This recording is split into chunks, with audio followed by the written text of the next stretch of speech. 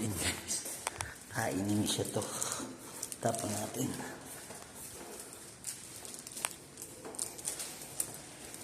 Mabigat kasi ano. Ihi niya. Apang yung ihi niya. Tapos ano. Yun. Mapanghi. Tapos dahil tayo. Pati kulungan niya. Nilinis natin guys. Masaya na si Misha. Tapong ulan ko. Tsaka siguro akong magugas ng kamay.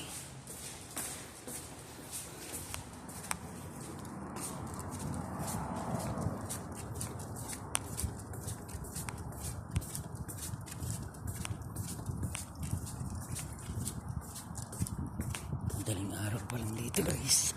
Lumabas ako sa trabaho mga 2:30 na. Doon natin tapin yung mga basurahan dito. Ganyan, basurahan dito malalaki. Madaling araw kinukuha din yan. Mamaya maya tapon natin ito yung ihi at pag Misha. Thank you and God bless guys.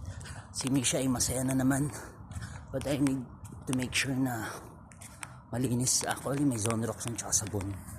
Pinalinis ko, hindi ko hinugasan yung lalagyan. At yung ano lang niya, patungan kasi may pagkain siya doon. Kailangan hugasan ko.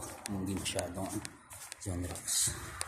Bibigyan ko siya ng pagkain yan bago tayo kumain. Iwanan ko siya ng pagkain. Madumi yung paa niya, kaya pala nadumihan din yung kulungan kasi sa pakwan. Yung pakwan, pinaganohan na yung pakwan. Nilagay namin dahil sa paa niya. Nakapakan niya. Kaya, yun. Success. Masaya na naman si Misha. Malinis yung kulungan niya. Hindi na mapangi. Pinalteng mo yung buhangin. Nilagyan ko ng damo. Para patungan niya. Sinonrox ko, sinanitize ko. Pagod din guys. Pero masaya ako kasi nakikita mo, Misha, mabait siya. Narabit na.